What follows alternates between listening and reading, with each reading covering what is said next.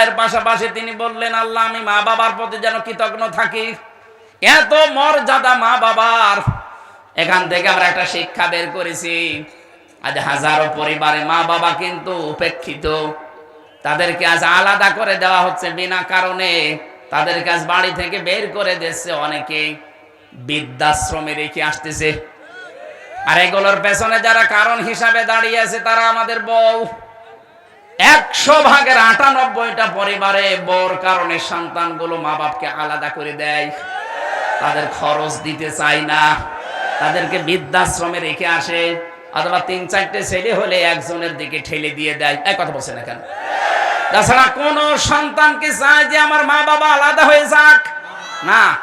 আমি নিজের সন্তান হিসাবে প্রত্যেকটা সন্তানের দায়িত্ব নিয়ে বলতে পারি, কোন সন্তান দুনিয়ায় চাই না যে আমার মা বাবা আমার থেকে আলাদা হয়ে যাক। কিন্তু এটা বাধ্য হয় অনেক সন্তান তার স্ত্রীর কারণে। ওই স্ত্রীর দোষ না, ওই স্ত্রীকে মাঝে মাঝে ঔষধ দেয় ওর মা আর ওর বড় বোন। নাকি এটা বেশি বলে ফেললাম? ওখান থেকে ঔষধ পাঠায় আর ঔষধ খায়, পাগল হয়ে যায়। সম্মানিত মা বোনের, আমি স্বামী হিসাবে বলছি, জীবনও আপনি স্বামীর মন পাবেন না যতক্ষণ স্বামীর মা বাবাকে নিজের মা বাবার মতো না দেখবেন। এর সাথে স্বামীরা একমত আছেন না? কারা কারা আছেন স্বামীরা? হাত তোলেন তো। এই ক্যামেরা আলো, ওইদিকে মারো। মহিলারা দেখো, মারো ওইদিকে। হ্যাঁ, আলহামদুলিল্লাহ। সম্মানিত মা বোনেরা, দেখেন প্রত্যেক স্বামী, আপনার স্বামী হাত তুলেছে কিনা দেখেন। দেখেন,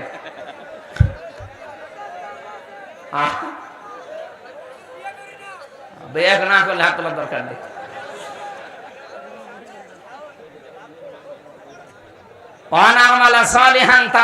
আল্লাহ তুমি আমাকে এমন নেক কাজ করার তৌফিক দাও যার উপরে তুমি রাজি থাকো। সুতরাং সুলাইমান নবীর এই দোয়াটা আমাদের জীবনের সাথে আমরা মিলাতে চাই।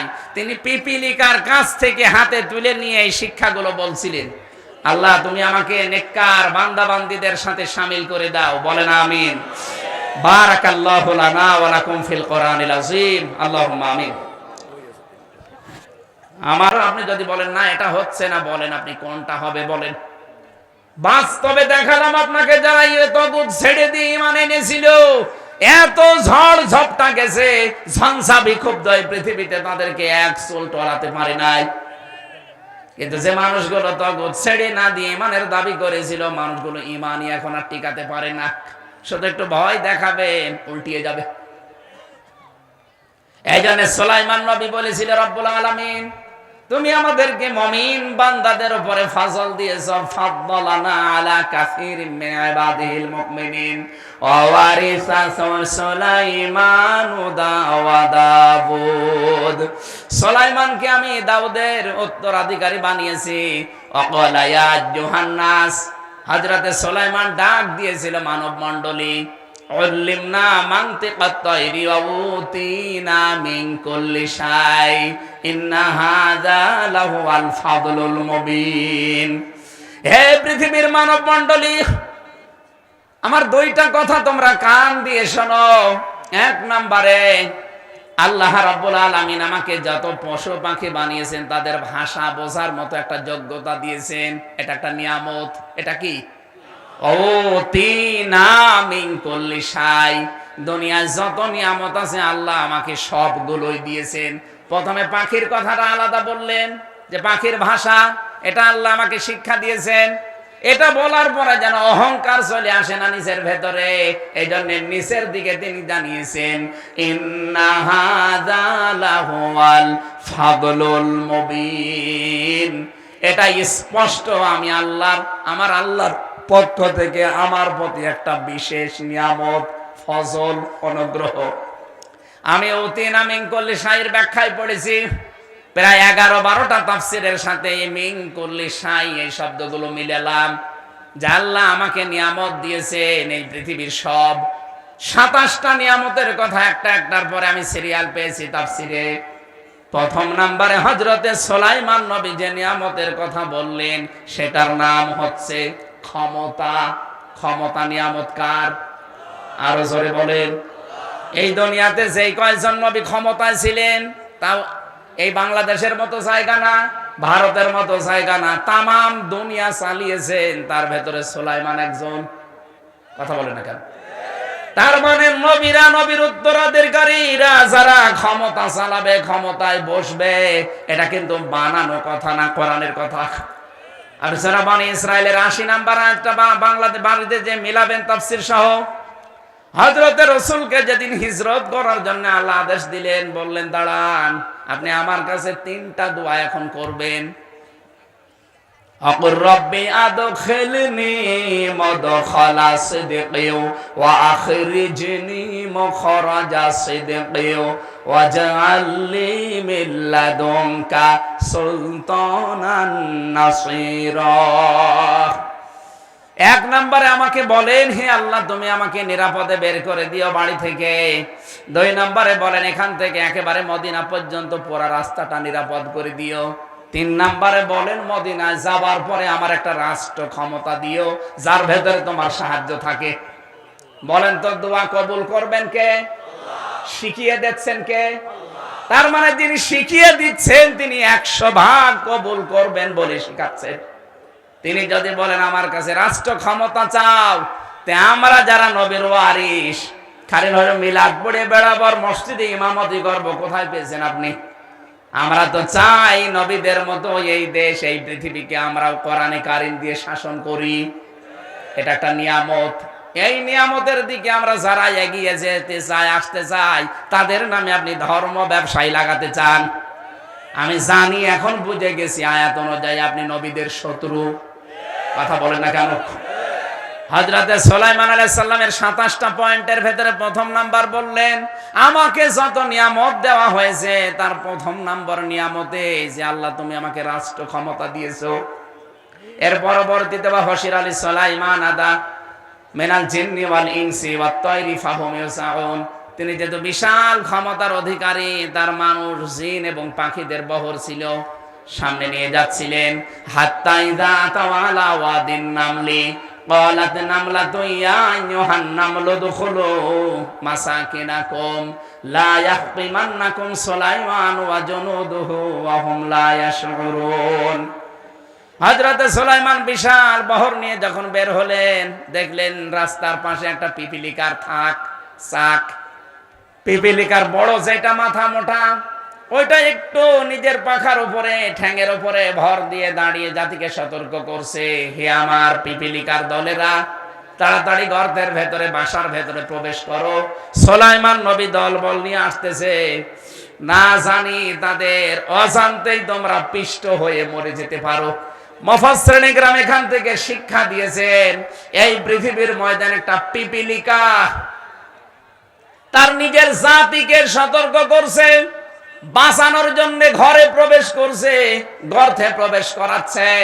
এই জন্য আল্লাহ এত বেশি খুশি হয়েছিলেন, তার নামে আল্লাহ একটা সূরা নাযিল করে দিয়েছেন।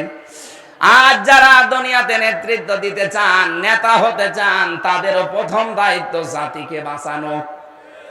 অজ্ঞাত স্বরে কত কিছু আসতেছে। এই যে ভারত থেকে পিন আপ করা পত্রিকা আসে, আকাশ সংস্কৃতির নামে কত উল্টাপাল্টা জিনিস আসে।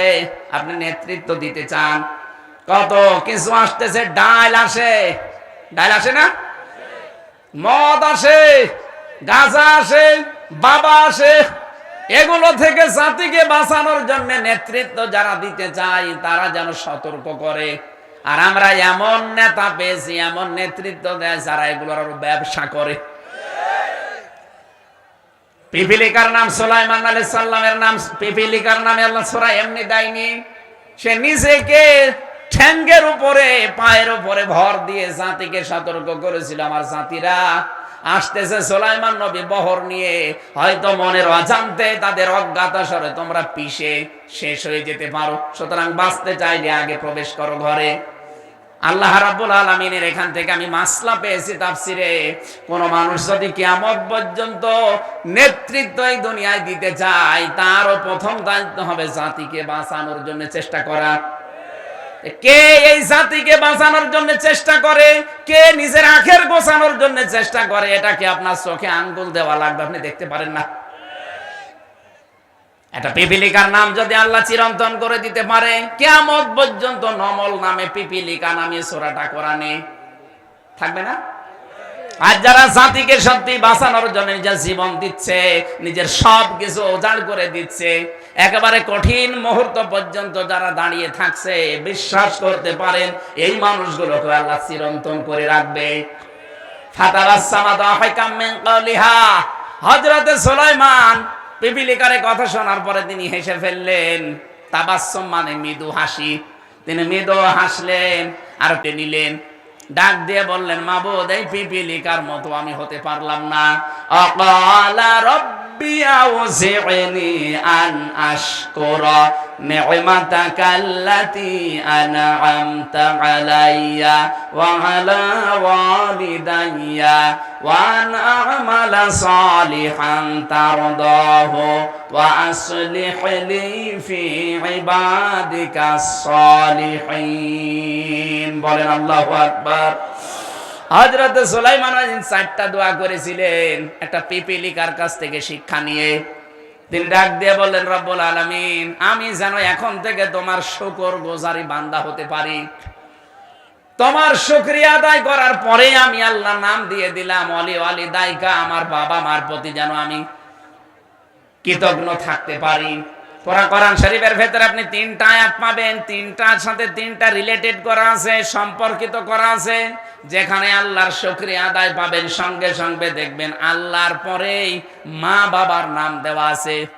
তার মানে আল্লাহর শুকরিয়া যদি কেউ আদায় করে, মা বাবার খেদমত না করে, সে যেন আল্লাহর শুকরিয়া আদায় করে না।